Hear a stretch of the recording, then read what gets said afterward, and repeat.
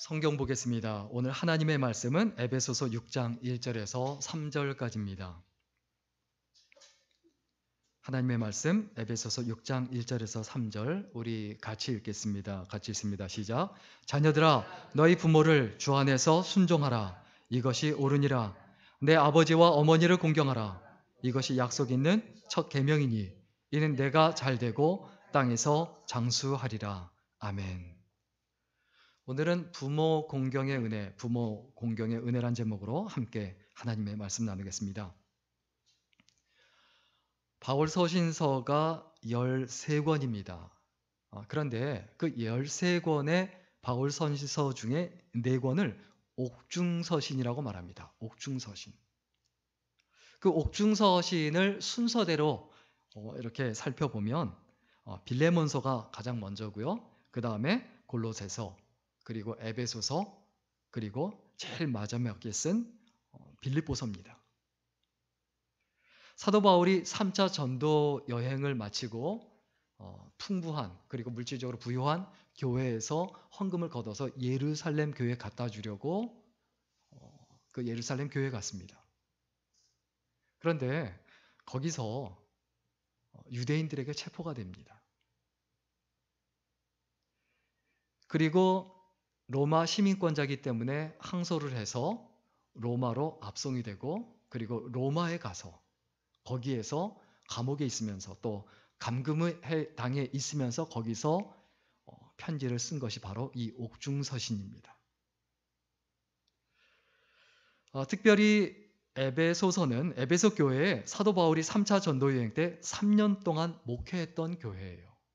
그런데 이 에베소서는 다른 서신서하고 다른 두 가지 특징이 있어요. 하나는 뭐냐 하면 굉장히 이것도 어떻게 보면 중요한 부분인데 문안 인사가 없어요. 다른 서신서에 보면은 누구에게 전하노라, 평강을 전하노라, 문안 인사한다, 한 사람 한 사람 이름 거론해가면서 인사를 해요. 그런데 에베소서에는 그게 전혀 없어요. 3차 전도 여행 때 거기서 교회를 개척해서 3년 동안 목회한 곳이에요. 그러면 인사하고 싶은 사람이 없었겠습니까? 아는 사람이 없었겠습니까? 거의 다 알 거예요.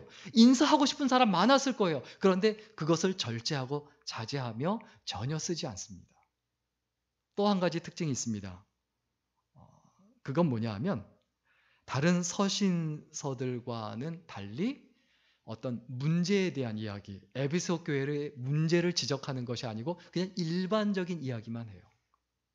당연히 거기서 3년 동안 있었고 거기서 3년 동안 목회를 했고 또 계속 교류를 하고 있었을 거예요. 그렇기 때문에 문제가 많았고 그 문제를 알고 있었을 거예요. 근데 그 문제에 대해서 전혀 언급하지 않아요.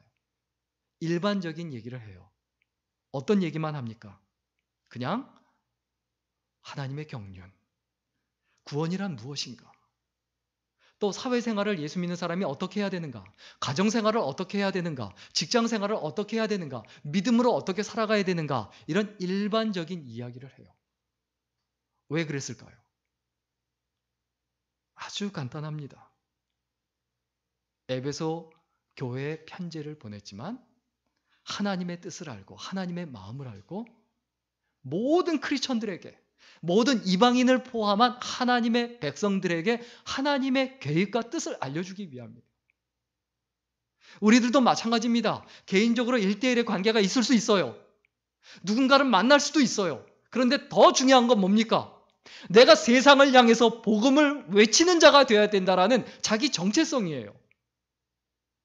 우리가 어떠한 마음을 가지고 살아가야 합니까?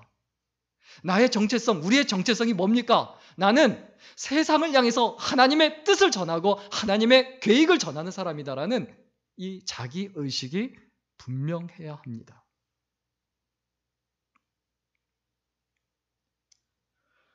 어떤 사람이 하나님께 복을 받고 은혜를 입습니까? 에베소서에 보면 사도 바울의 그 권면과 교훈이 계속해서 나오는데 특별히 마지막 장이 오늘 6장에서 뭐라고 시작하고 이야기합니까? 주 안에서 내 부모님에게 순종해라. 우리의 마음속에 늘 기억하고 생각하고 변함없이 잊어버리지 말아야 될 부분이 있어요. 그게 뭡니까?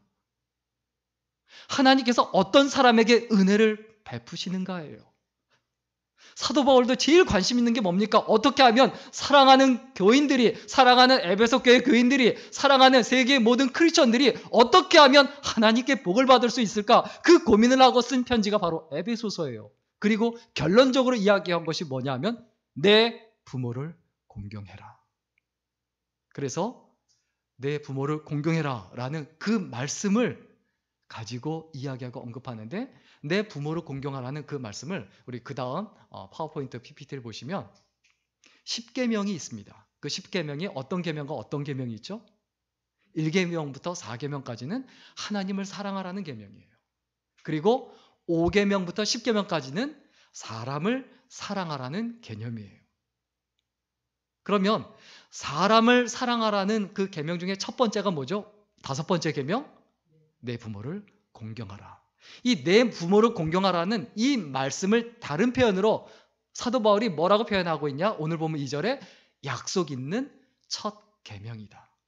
약속이 있는, 약속을 포함하고 있는, 내 부모를 공경하라고 했는데 내 부모를 공경하면 하나님께서 약속을 주셨다. 그 약속이 뭐냐? 3절이에요. 어떻게 된다고요? 네가 땅에서 잘되고 장수하리라. 어떤 사람이 하나님께 복을 받고 은혜를 입습니까? 어떤 사람이 땅에서 잘되고 장수합니까? 부모를 공경하는 사람이다라는 겁니다. 우리는 이 땅에 살아가는 동안에 하나님께 은혜를 입기 위한 가장 명확한 길이 있어요. 부모님을 공경하라는 거예요. 이 공경이란 말의 뜻이 뭡니까? 무겁게 여긴다라는 뜻이에요. 무겁게 여긴다. 그러면 무겁게 여긴다. 구체적으로 어떤 의미입니까? 매우 소중히 여긴다는 거예요. 내가 부모님을 소중히 여기는 것.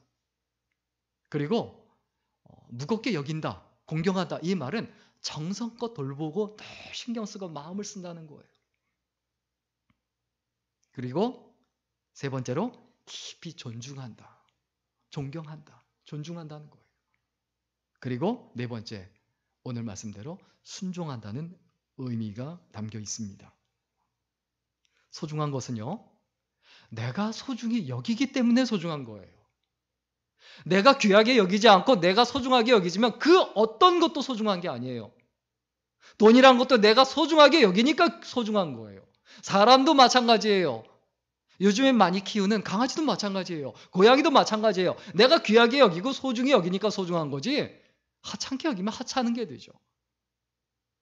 하나님께서 부모님을 귀하게 여기고 정성껏 돌보고 또 깊이 마음 깊이 존중하고 그리고 순종하려는 그 자세를 가진 사람에게 은혜를 베푸신다. 이것을 잊어버리지 말아야 합니다. 그러면 오늘 본문을 통해서 다시 한번 좀 깊이 생각해야 될 부분이 있습니다. 부모님을 공경하면 구체적으로 우리가 하나님께 어떤 은혜를 입습니까? 일단 영적인 은혜를 입습니다. 어떤 은혜를 입는다고요? 영적 은혜. 오늘 보면 1절입니다. 자녀들아, 너희 부모를 주 안에서 순종하라. 주 안에서. 자, 내가 부모님께 주 안에서 순종할 수 있다는 것 자체가 축복이에요. 내가 순종할 수 있는 부모님을 만나게 해주셨고 그렇게 이루어주셨다는 거 아니에요. 내가 주 안에서 하나님께 순종하듯 부모님께 순종할 수 있다는 건 그런 훌륭한 부모님을 만났다는 얘기죠. 그리고 여기에 반대로 바꿔서 이야기하면 내가 주 안에서 부모님께 순종하다 보면 내 믿음의 길을 믿음이 없는 부모님도 따라온다는 얘기예요. 야, 우리 아들이, 우리 딸이 신앙생활 하는 거 보니까 나도 예수 믿어야겠구나. 결국은 그렇게 된다는 거죠. 이게 은혜예요. 내가 주 안에서 부모님께 순종할 수 있는 것이 얼마나 큰 축복이고 얼마나 큰 은혜며 얼마나 큰 하나님의 사랑인지 이것을 이 땅에 살아가는 동안에 누려야 돼요. 우리가 주 안에서 부모님께 순종하면 반드시 부모님도 결국 주님 안에 존재하고 계시고 살아가게 되신다는 것을 잊어버리지 말아야 합니다. 우리 잠언 30장 17절에 이런 말씀이 있습니다. 아비를 조롱하며 어미 순종하기를 싫어하는 자의 눈은 골짜기에 까마귀에게 쪼이고 독수리 새끼에게 먹히리라. 아비를 조롱하며 어미 순종하기를 싫어하는 자, 그 사람이 어떻게 된다고요? 깊이 기억해야 합니다. 또 반대로 또 강조하고 이야기합니다. 잠언 1장 8절과 9절에 보면 내 아들아 내 아비의 훈계를 들으며 내 어미의 법을 떠나지 말라. 이는 내 머리에 아름다운 관이요 내 목에 금사슬이니라. 내가 아버지의 그 말씀을 듣고 거기서 떠나지 않고 순종할 수 있게 된다는 것이 얼마나 큰 축복이고 은혜인지를 잊어버리지 말아야 되죠. 우리 예수 믿는 가족은요, 반드시 받게 되는 몇 가지 축복이 있어요. 일단 그 가정에 믿음이 살아 움직입니다. 신앙이 살아 움직입니다. 크리스천 가정에 돈이 이끌고 가는 게 아니라, 쾌락이 이끌고 가는 게 아니라, 편함이 이끌고 가는 게 아니라, 이기주의가 이끌고 가는 게 아니라 그 가정에 믿음이, 신앙이 이끌고 가게 된다는 거예요. 분노가 움직이는 가정이 있습니다. 돈이 움직이는 가정이 있습니다. 지겨움이 움직이는 가정이 있습니다. 재미와 즐거움이 움직이는 가정이 있습니다. 그러나 하나님의 백성의 가정은 말씀이 움직이는 가정이 되어야 합니다. 그리고 크리스천 가정의 두 번째 축복은 뭐냐면 동행이에요. 하나님과 함께하고 서로 함께하게 돼요. 예수 믿는 가정, 정말 신앙 가운데 하나가 되어 있는 가정은 어떻습니까? 아무리 멀리 떨어져 있어도 늘 하나가 되어 있어요. 잊어버리지 않고 믿음 가운데 늘 동행한다는 겁니다. 예수님께서 요한복음 14장 18절에 보면 내가 너희를 고아와 같이 버려두지 아니하고 너희에게 오리라 라는 이 말씀대로 주님이 늘 우리와 함께 계시고 또 온 가족이 결혼을 했든 안 했든 가까이 있든 멀리 있든 늘 하나가 돼서 동행하게 되는 것, 이것이 믿음의 가정이 받는 축복입니다. 그리고 크리스천 가정의 세 번째 축복은 뭐냐면 서로 채워줘요. 하나님이 채워주시고 또 서로가 서로를 채워줘요. 하나님이 채워주시면 늘 넘쳐요. 남한테 여유가 있어요. 베풀어 줄 수가 있어요. 어렵고 힘들 때 진짜 가족은 서로에게 기댈 수 있는 언덕이 되어야 합니다. 그리고 결국 크리스천 가정의 축복은 뭐냐 하면 서로 사랑합니다. 가정은 천국이 될 수도 있고 지옥이 될 수도 있습니다. 그런데 사랑하면 그 어떤 것도 천국이 되지만 미워하면 그 어떤 것도 다 지옥이 됩니다. 돈이 있든 없든 상황이 좋든 안 좋든 어떤 상관없어요. 사랑하면 천국이고 미워하면 지옥이다. 너무 간단한 원칙이죠. 이 땅에 살아가는 동안에 우리가 믿음의 가정이 되어야 합니다. 우리 부모님이 이 땅에 살아계시는 동안에 늘 동행하고 함께하고 섬기고 모실 수 있어야 되죠. 이런 영적인 은혜가 오늘 본문에 뭐라고 표현되어 있다고요? 주 안에서. 우리 모두 함께 주 안에서 믿음 생활하는 은혜가 있기를 주의 이름으로 간절히 축원합니다. 그리고 2절에 보면 내 아버지와 어머니를 공경하라. 이것이 약속 있는 첫 계명이니 그랬습니다. 우리가 부모님을 공경할 때 하나님으로부터 정신적인 은혜를 입어요. 무슨 얘기냐면 요즘 말로 얘기하면 멘탈이 굉장히 강해집니다. 부모님을 공경하는 사람은요, 웬만하면 흔들리지 않아요. 웬만하면 쓰러지지 않아요. 내가 좀 더 열심히 살아야 되지, 내가 이렇게 좀 게을리하면 안 되지, 이게 돼요. 요즘에 정신승리라는 말이 있습니다. 정신승리. 무슨 얘기인지 이해되세요? 아시죠? 어떤 친구가 막 어깨 운동을 해갖고 어깨가 굉장히 넓어서 자랑을 합니다. 어깨가 굉장히 넓어서 야 이거 봐 나 어깨 넓어져지 그러니까 어깨 좁은 어조비 친구가 그걸 보고 있다 뭐라고 말합니까? 어깨 좁은 게 나아. 어깨 넓으면 잠잘 때 불편해. 옆으로 못 누워. 이런 걸 뭐라고 한다고요? 정신승리라고 하죠. 여자친구, 예쁜 여자친구 사귀었다고 막 자랑하고 여자친구 잘하니까 여자친구 없는 게 나아. 돈 들어. 나봐. 가만히 있어도 돈이 모이잖아. 또 어떤 친구가 외제차 샀다고, 벤틀리 샀다고 막 자랑하니까 벤틀리, 람보르기니, 모닝이 나. 왜 그런지 알아? 괜히 아침에 누가 술 먹고 걷어차. 그거 얼마나 스트레스인 줄 알아? 이제 정신승리죠, 이런 게. 근데 이솝 우화에도 전형적인 정신승리가 나옵니다. 그게 뭡니까? 여우와 신포도라는 그런 이솝 우화가 있죠. 여우가 포도를 따먹으려고, 갈증이 정말 몹시 나서 포도를 따먹으려고 아무리 애를 쓰고 용을 써도 너무 높아서 못 따먹는 거예요. 그래서 결국 포기하고 가죠. 가면서 뭐라고 그랬게요? 어차피 저 포도는 셔서 못 먹어. 이걸 뭐라고 한다고요? 정신승리죠. 상황이 안 되니까, 현실이 안 되니까 그냥 그걸 합리화하는 거예요. 그러면서 나는 괜찮아. 근데 그게 진짜 괜찮은 겁니까? 그건 아니잖아요. 진정한 정신승리가 어디서 옵니까?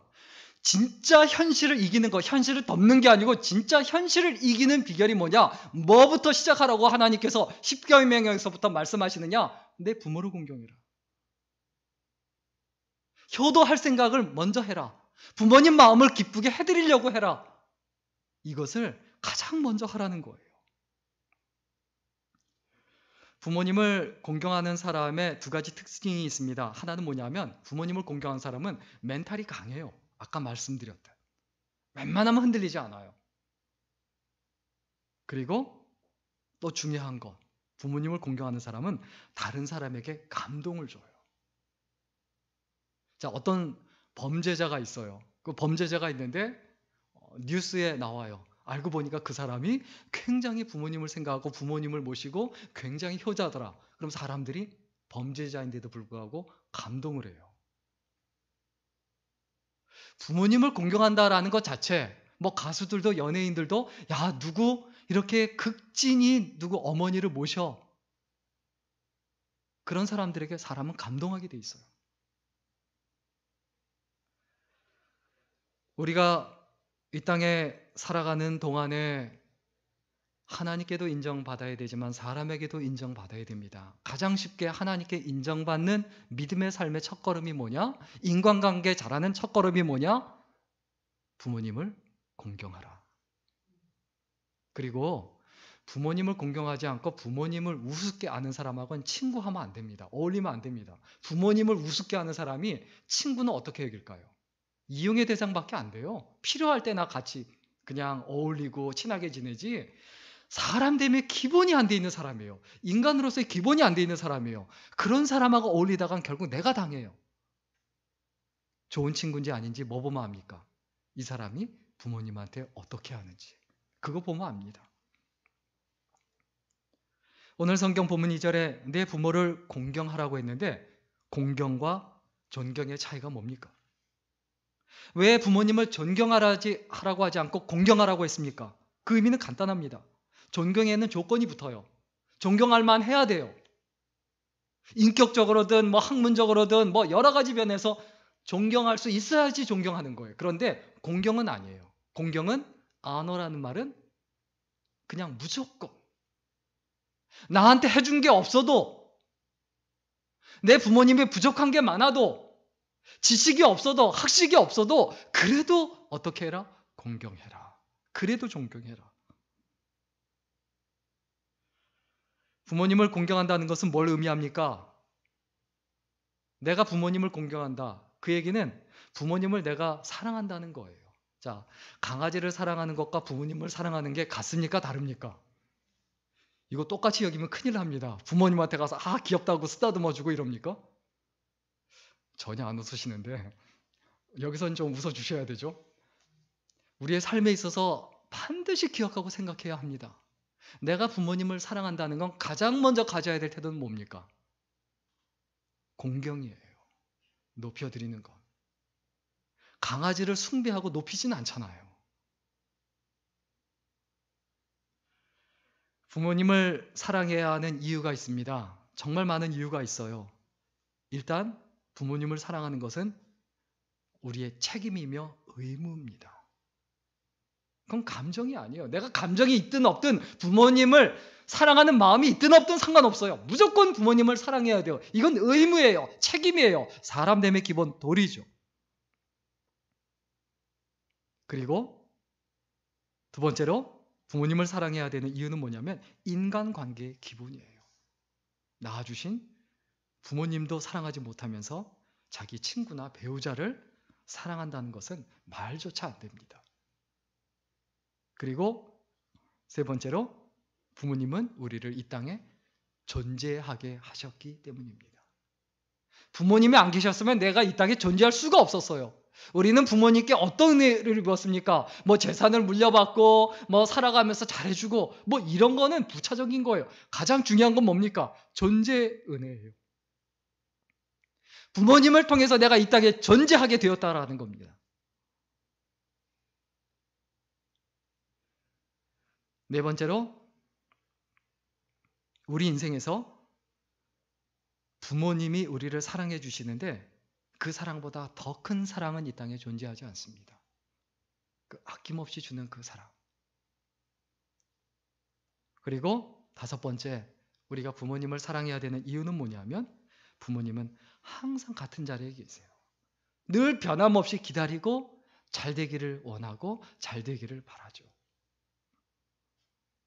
그리고 여섯 번째, 우리가 부모님을 사랑해야만 하는 이유는 부모님의 자녀는 우리밖에 없어요. 우리가 부모님을 부모님으로서 사랑하고 공경하고 존경하지 않으면 누가 합니까? 우리가 카네이션 안 달아드리면, 우리가 부모님을 섬기지 않으면 누가 섬깁니까? 그리고 일곱 번째, 우리는 부모님들에게 가장 큰 기쁨의 근원이기 때문입니다. 부모님이 제일 좋아하는 게 뭘까요? 우리가 잘 되는 거예요. 내가 잘 되는 거예요. 그리고 여덟 번째, 우리가 부모님을 사랑하는 것은 세상을 밝히는 등불이 되기 때문입니다. 효도하는 사람들로 가득 차 있으면요, 세상이 이상하게 따뜻해집니다. 세상이 이상하게 밝아집니다. 사실 효도하는 사람이 범죄자가 되기는 쉽지 않아요. 그리고 마지막 아홉 번째, 우리가 왜 부모님을 사랑해야 되냐? 부모님과 함께 할 수 없는 날이 곧 찾아오기 때문입니다. 영원히 부모님이 우리와 함께 하실 수 없어요. 부모님이 먼저 가시는 게 일반적이지만 내가 먼저 갈 수도 있어요. 그럼 모르는 거예요. 마지막입니다. 부모를 공경하는 사람은 하나님께 어떤 은혜를 입습니까? 오늘 3절에 있는 말씀대로 번성하는 은혜를 입습니다. 내가 잘되고 땅에서 장수하리라. 부모님을 잘 모시는 그 주위에 있는 분들 보세요. 이상하게 잘 풀려요. 이상하게 잘 된다니까요. 제 개인적인 얘기를 해서 너무 죄송하지만 저희 삼형제 중에 막내가 공부를 제일 못한 건 아니고 안 했죠. 소신을 갖고 안 했습니다. 확신을 갖고 죽어도 안 했습니다. 그런데 제일 잘 살고 제일 잘 풀려요. 왜 그럴까요? 정말 많은 예를 봐도, 저희 집안을 봐도, 그리고 제 막내 동생이 등록금도 거의 한 절반을 대주고 미국에 유학을 갔을 때도 20대부터 계속 어머니를 지금까지 모시고 살아요. 막내임에도 불구하고. 뭘 하든지 결국 잘 풀려요. 부모님을 공경하는 사람은 오늘 성경 본문 3절에 이야기한 대로 한마디로 뭐냐 하면 형통합니다. 번성합니다. 뭘 하든 잘 된다는 거예요. 요한복음에 보면 사도 요한이 예수님의 어머니를 모시게 되죠. 남의 어머니지만 예수님께서 보라 네 어머니라 라고 하고 예수님의 어머니를 맡기죠. 예수님의 제자들이 다 일찍 순교합니다. 다 일찍 요절을 합니다. 그런데 사도 요한만 유일하게 90세까지 살죠. 그 당시에 엄청나게 오래 장수한 거죠. 왜 그렇습니까? 예수님의 어머니를 모셔야 되니까. 형통하고 결국 장수한다, 오래 산다. 또 빨리 세상 떠났다고 해서 부모님 못 모신 걸로 생각하면 안 됩니다. 그거는 아니지만 하나님께서 우리에게 원하시는 건 뭡니까? 부모님을 잘 공경하는 사람은 이 땅에서 해야 될 책임이 있고 사명이 있기 때문에 오래 살게 해주시고, 그리고 부모님을 모셔야 되기 때문에 여유 있고 또 부유하고 번성하게 해주신다는 거죠. 마지막 한 가지 이야기만 하고 마치겠습니다. 한 소년이 어렸을 때부터 배 타는 걸 굉장히 좋아하고, 그리고 배를 타고 세계를 다니면서 좀 모든 것을 돌아보고 여기저기 다 다녀보고 세계를 정복할 그런 꿈을 꿨습니다. 그런데 이 소년이 이제 집을 완전히 떠나서 뱃사람으로 살아야 되겠다 다짐을 하고 각오하고, 그래서 선박회사에 취직해서 먼 나라로 항해를 떠날 준비를 하고 나갔습니다. 배에다가 자신의 짐을 모두 실은 다음에 어머니가 이제 따라 나오셨는데 작별 인사를 드렸죠. 그때 어머니가 슬픈 표정으로 눈물을 흘리면서 아들을 향해 너를 떠나 보내는 것이 너무 괴롭다, 이거 한마디 했어요. 그런데 그 말 한마디 듣고 짐을 다 꺼내서 그 어머니 때문에 다시 집으로 돌아가고 뱃사람의 꿈을 접습니다. 그 사람이 누구냐 하면 미국의 초대 대통령 조지 워싱턴입니다. 만약에 뱃사람으로 그때 배를 탔다면, 어머니의 말을 듣지 않았다면, 어머니의 마음을 헤아리지 않았다면, 어머니를 모시려고 하지 않았다면 역사상 이런 위대한 인물로 존재하기는 어려웠을 겁니다. 부모님을 공경하는 사람은 장수하고 절대 망하지 않습니다. 특별히 기도하는 어머니의 자녀는 절대 망하지 않습니다. 부모님으로부터 기도 지원을 받는 자녀는 반드시 하나님께 복을 받고, 또 중요한 것, 부모님이 돌아가셔도 부모님의 기도는 살아 있습니다. 우리 부모님이 나를 위해서 기도하고 계실 수 있어요. 저도 개인적으로 어머니의 기도 때문에 내 인생이 그래도 이렇게 잘 풀리고 있다라고 생각하고 늘 생각하는데, 어머님이 돌아가시면 더 이상 어머니가 나를 위해 기도해 주지 않으실 건데 어떻게 하지 걱정이 됩니다. 근데 분명히 기억해야 돼요. 어머니가 돌아가셔도 그 기도는 살아있다. 정리하고 마치겠습니다. 가족은 이 땅에서 살아가는 우리에게 주신 하나님의 축복입니다. 부자로 살거나 좋은 데 살거나 좋은 직업 갖거나 이게 축복이 아니고, 내가 섬기고 모실 부모님이 계신다라는 것 그 자체가 축복이에요. 내가 부모님과 믿음의 길을 가고 있다는 것 그 자체가 축복이고 은혜고 사랑입니다. 그 은혜를 누리려면 우리가 어떻게 해야 될까요? 하나님 말씀대로 살려고 몸부림치고 애를 써야 합니다. 그 말씀이 뭡니까? 내 부모를 공경해라. 그리고 부모님과 늘 함께 하려고 해야 돼요. 가족 간에 늘 함께 하려고 해야 돼요. 순종을 하되 주 안에서 순종해야 되죠. 이 부분을 또 우리가 잊어버리지 말아야 되죠. 그리고 서로의 부족함을 채워줘야 되죠. 서로의 부족함. 부모님의 부족함, 그게 보여요. 그럼 내가 그것을 채워드리는 게 나의 의무고 나의 사랑이고 공경의 기본이에요. 부모님을 우습게 알고 부모님의 말을 듣지 않는 것, 그것이 하나님께 은혜를 빚는 비결은 아니다라는 걸 분명히 알지 않습니까? 무엇보다도 아무 조건 없이 부모님을 사랑하고 공경해야 합니다.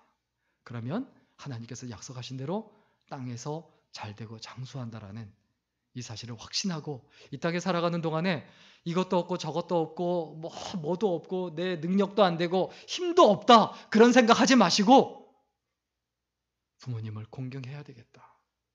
내가 할 수 있는 건 먼저 해야 되겠다. 이 사실을 분명하게 기억하고 믿음으로 살아가는 복 있는 인생, 아름다운 인생이 될 수 있기를 주 이름으로 간절히 축원합니다. 기도하겠습니다. 살아계신 하나님, 오늘 어버이 주일을 맞이하여 내 부모를 공경하라. 그리하면 네가 땅에서 잘되고 형통하리라는 그 말씀을 깊이 묵상해 보았습니다. 하나님께서 우리에게 이러한 약속 있는 첫 계명을 주셨는데 그 계명을 잊어버리고 부모님을 공경하는 것이 우선순위가 되지 아니하고 세상에서 나 혼자 잘 먹고 잘 사는 것이 우선순위가 되어서 나의 쾌락과 나의 재미와 나의 즐거움이 우선순위가 되어서 살아갔던 순간들이 있었음을 고백합니다. 하나님 용서해 주시고 이제는 그 같은 자리에서 벗어나서 하나님을 섬기는 마음으로 부모님을 공경할 수 있도록 붙들어 주시고 주 안에서 믿음 안에서 부모님께 순종하며 부모님을 공경하는 아름다운 생애가 되게 하여 주옵소서. 예수님의 이름으로 기도드렸습니다. 아멘.